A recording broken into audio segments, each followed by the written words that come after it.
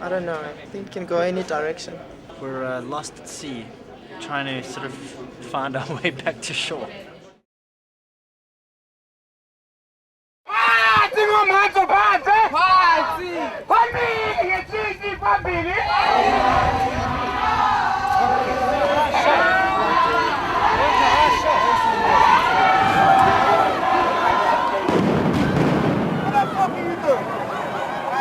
Why are you throwing tear gas into the crowd? No tear gas, it's not tear gas.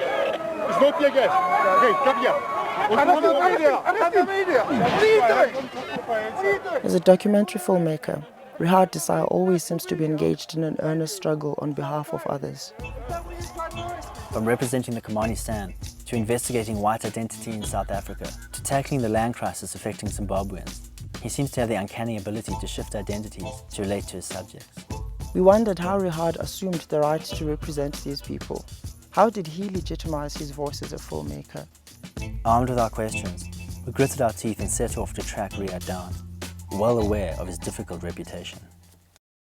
Rehad was shooting part of a documentary. We went along to the crew briefing to observe him in action. You can fuck around with us, you can tell us where you want to sit, but then don't interrupt us. You can be arrested. Arrests. The arrests, yes. No, I'm the one that doesn't get arrested. You're with me. Okay. So, you know when we make a film, it's good that you don't look at the camera all the time. Nervous, I don't fancy getting locked up for 48 hours. Maybe we'll get to know each other better inside some prison cell. This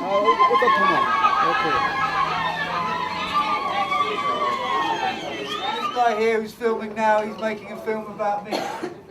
Nothing much happened at the protest march. It seemed that the possibility of being arrested somehow legitimized your voice as a filmmaker.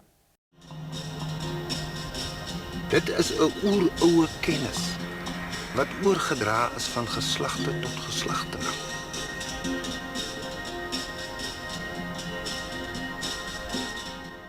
As a film industry spokesperson, Rehad was giving a press conference.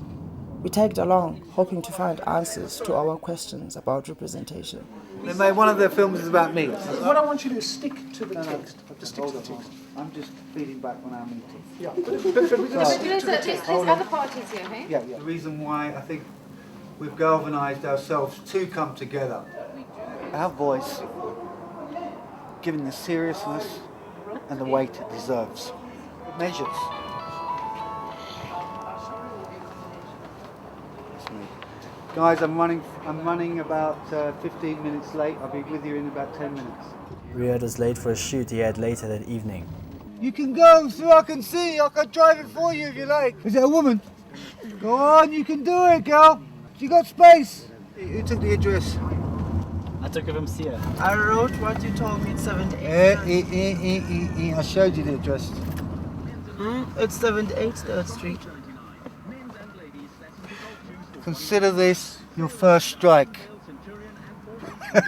Somehow we had become his production assistants, and we began to wonder who was directing who. Get in there.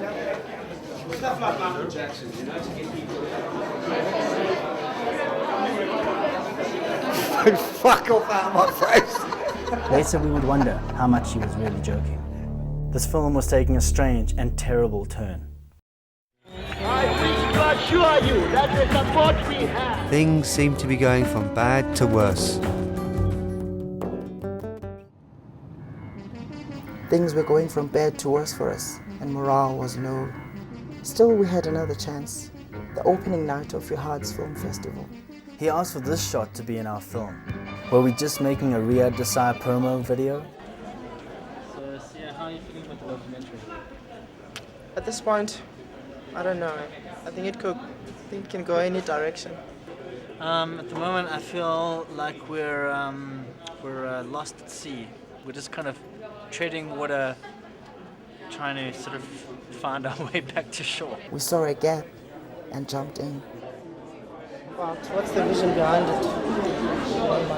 The vision behind it is, first of all, put your subject in decent light when he speaks. Otherwise you won't see whether I'm lying or not. Should we ask that again? Let me train you. I want people to speak to, like they're speaking to the audience. You've got to get your head as close to that lens as possible.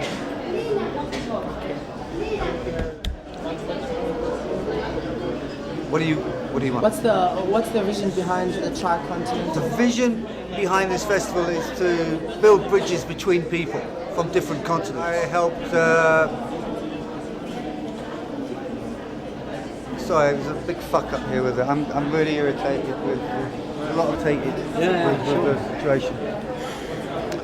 So that's it. What else do you want to know? You haven't finished answering the second question. Oh yeah, so yeah.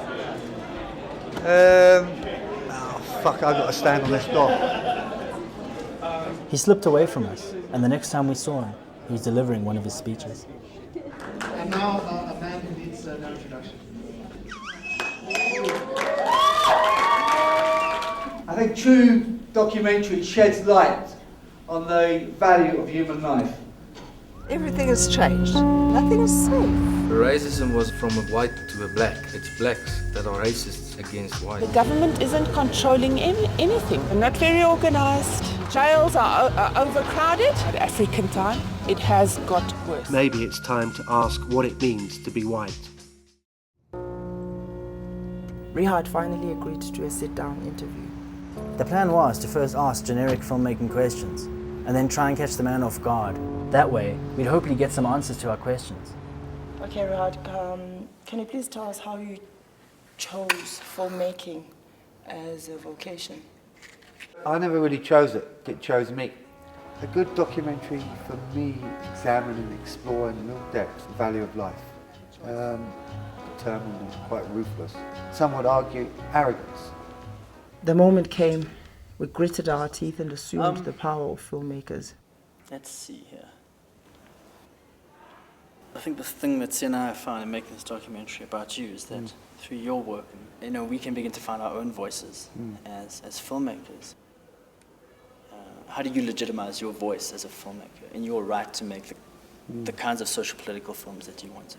I legitimize my participation in a film or my voice inside a film by actually believing that I'm correct in my assumption.